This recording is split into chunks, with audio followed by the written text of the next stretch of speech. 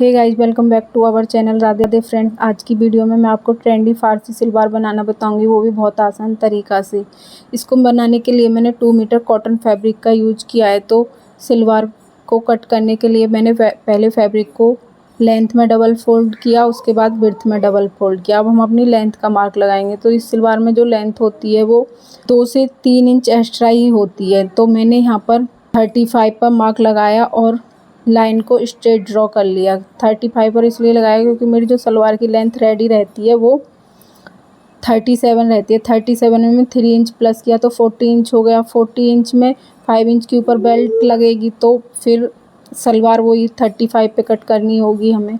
तो मैंने 35 पर फैब्रिक को कट करके स्ट्रेट कर लिया है। उसके बाद अब मैं अपनी लेंथ को क्रॉस चेक करूँगी। 5 इंच ऊपर की साइड इंच टेप को निकाला। उसके बाद मैं देख रही हूँ कि टोटल 40 इंच आ रहा है कि नहीं आ रहा है। तो मेरा टोटल 40 इंच आ रहा है। उसके बाद अब हम अपनी सलवार की चौड़ाई का मार्क लगाएंगे। तो इसमें सलवार की चौड़ाई ज़्यादा नहीं होती है क्योंकि इस सलवार में ज़्यादा प्लेटें हमको डालनी नहीं होती हैं। तो मैंने सलवार की जो चौड़ाई ली है 4 फोल्ड में, वो 20 इंच ली है। उसके बाद अब हम अपने आसन का मार्क लगाएंगे। तो आसन का मार्क मैंने 9 इंच पर लगाया है। 5 इंच ऊपर की साइड बेल्ट आएगी और 9 इंच ये, तो 14 इंच का हमारा आसन रेडी हो जाएगा। तो अब मैं अपनी मोहरी का मार्क लगाऊंगी। तो मोहरी का मार्क लगाने के लिए मैंने 11 इंच पर मार्क कराया क्योंकि इसमें जो मोहरी होती है वो लूज ही अच्छी लगती है इस वाली सलवार में। और 2 इंच सिलाई के लिए एक्स्ट्रा ले लिया है, यानी कि 11 + 2 तो 13 इंच पर मोहरी का मार्क लगाया था। अब जो ये आसन का मार्क लगाया था इसको स्ट्रेट कर लिया। ये लेग शेपर की हेल्प से सारे मार्क को एक दूसरे से मैच करते हुए सलवार की शेप ड्रॉ कर देंगे।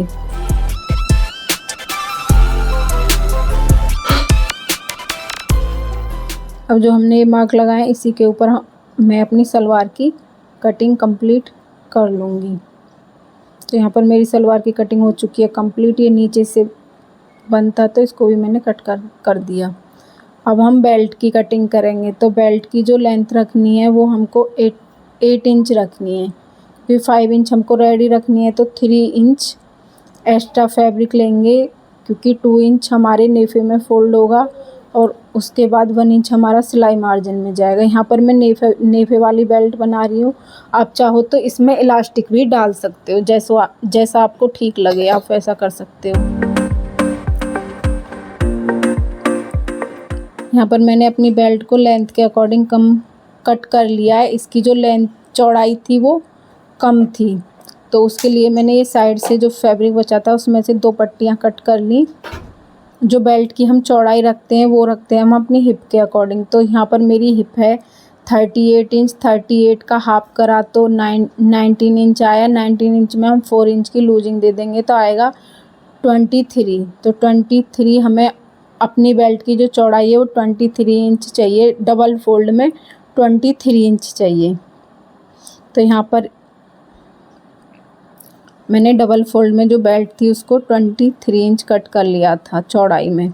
और लेंथ तो मैंने आपको पहले ही बताई थी कि 8 इंच टोटल जो हमने लिया था वो 8 इंच लिया था। रेडी होने के बाद 5 इंच रेडी आएगी हमारी जो बेल्ट आएगी। अब हम अपने आसन को स्टिच कर लेंगे। यहाँ पर मैंने आसन को स्टिच कर लिया था। अब उसके बाद जो हमारी बेल्ट प्लेट होती है साइड वाली उसका मार्क लगाएंगे। 5 इंच पर मार्क लगाया और जो हमारी बड़ी बड़ी 2 प्लेटें डालेंगे 2 से 2.5 इंच की। उसके बाद जो बीच में फैब्रिक बचेगा उसकी हम छोटी छोटी प्लेटें डाल देंगे। तो प्लेटें डालना मैं आपको मशीन पर बताऊंगी। यहाँ पर मैं बेल्ट को स्टिच कर रही हूँ। तो जो हमने साइड में जॉइंट लगाने के लिए पट्टियाँ कट की थी उनको जो जॉइंट कर लिया। अब हम नेफा बनाएंगे। तो यहाँ पर अब मैं नेफा बना रही हूँ।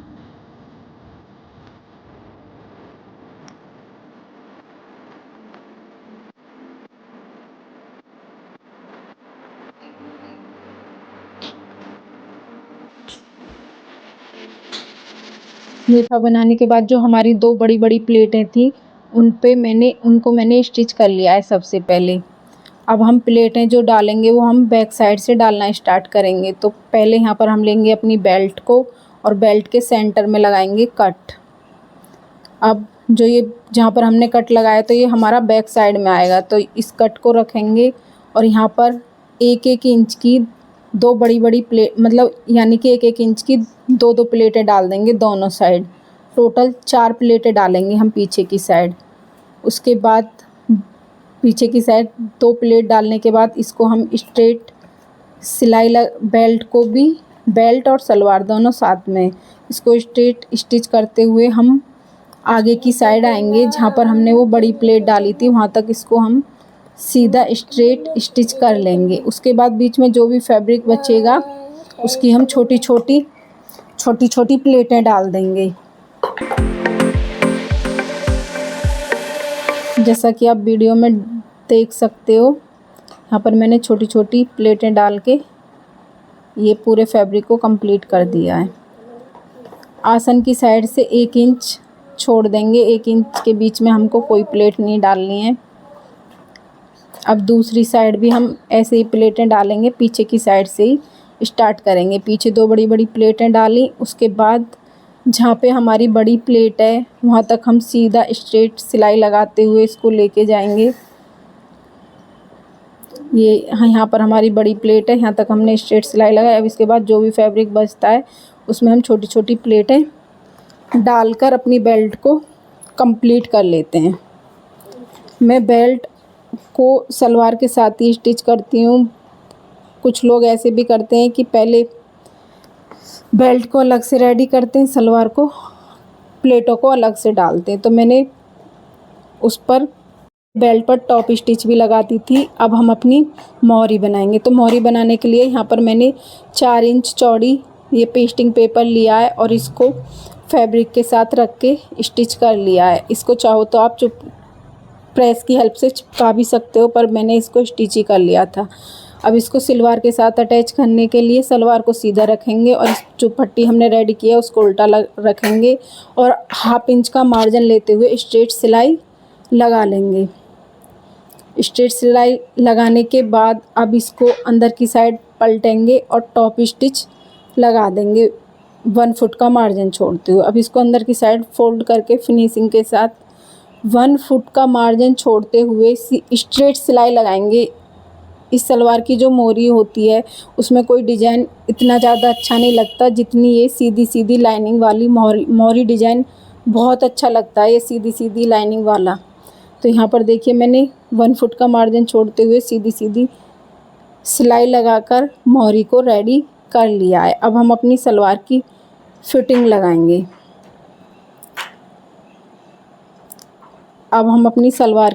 लगाएंगे। तो फिटिंग लगाने के लिए मैंने 11 इंच पर मार्क करा, क्योंकि हमें 11 इंच की मोहरी रेडी रखनी थी। और उसके बाद जो साइड से एक्स्ट्रा फैब्रिक था उसको कट कर दिया अपना 2 इंच का फैब्रिक साइड से रखते हुए। और इसको हम आसन तक स्ट्रेट सिलाई लगाते हुए लेकर जाएंगे और आसन पर ले जाकर इसको करेंगे हम डबल लॉक। उसके बाद दूसरी साइड से भी ऐसे ही सिलाई लगाकर हमने सलवार को कर लिया रेडी। तो कुछ इस तरीके का लुक आया था हमारी इस फारसी सलवार का। आपको वीडियो कैसी लगी? वीडियो अच्छी लगी तो वीडियो को लाइक करें, शेयर करें और चैनल को सब्सक्राइब कर लें। Okay guys, bye bye, thanks for watching.